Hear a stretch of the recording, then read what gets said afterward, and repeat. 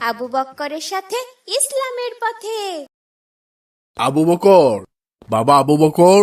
আসসালামু আলাইকুম। ওয়ালাইকুম আসসালাম। কিছু বলবে বাবা? আজ তো শুক্রবার, চলো বাজারে যাই। আজ যদি চাঁদ দেখা যায় তাহলে আগামীকাল থেকে পবিত্র মাহে রমজান শুরু হবে। কি বলছো বাবা, আমি তো ভুলেই গিয়েছিলাম। আলহামদুলিল্লাহ, রহমতের মাস শুরু হতে যাচ্ছে। রহমত, মাগফিরাত, নাজাতের মাস রমজান, আমার সবচেয়ে প্রিয় মাস শুরু হচ্ছে বাবা। হ্যাঁ বাবা, ধর্মপ্রাণ সকল মুসলিমের জন্য রহমতের মাস এটা। এই মাসের ফজিলত আমরা গুণে শেষ করতে পারবো না। আল্লাহ তার বান্দাদের অনেক ভালোবাসেন বলেই আমাদের জন্য রমজান মাস দান করেছেন।